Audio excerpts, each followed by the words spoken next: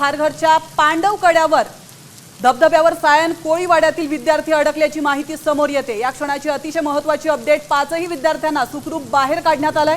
अग्निशमन दलाने 5ही विद्यार्थ्यांना वाचवलंय। तर या क्षणाची महत्त्वाची बातमी, नवी मुंबईमधून खारघरच्या पांडवकड्यावर विद्यार्थी अडकल्याची माहिती समोर येते। धबधब्यावर सायन कोळीवाड्यातील विद्यार्थी गेले होते आणि यावेळी हे विद्यार्थी त्या ठिकाणी अडकून पडले।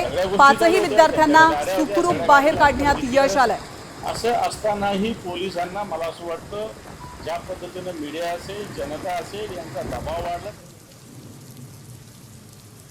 तर धबधब्यावर सायन कोळीवाड्यातील विद्यार्थी पर्यटनासाठी या ठिकाणी गेले होते, पावसाचा आनंद घेण्यासाठी गेले होते, मात्र ते त्या ठिकाणीच अडकून पडलेले आहेत आणि तिथल्या काही स्थानिकांच्या मदतीने त्यांना बाहेर काढण्यात यश आलं। बाजू या कुटुंबियाची घेऊ आणि या हगवणे कुटुंबाला फासावर लटकवण्याच्या भूमिकेत आमचा सुद्धा हात आहे। आपण पाहू शकतो या ठिकाणी खारघरमधली ही दृश्य आहे। खारघरचा पांडवकडा हा धबधबा नेहमीच पर्यटकांच्या आकर्षणाचा विषय असतो आणि ज्या ज्या वेळेला या ठिकाणी पाऊस कोसळतो त्या वेळेला पर्यटक या ठिकाणी जमा झाल्याचं पाहायला मिळतात।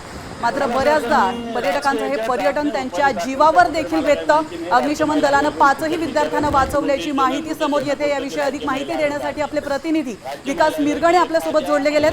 विकास, खारघरच्या पांडवकड्यावर 5 विद्यार्थी अडकले होते, नेमकं त्या ठिकाणी काय घडलंय?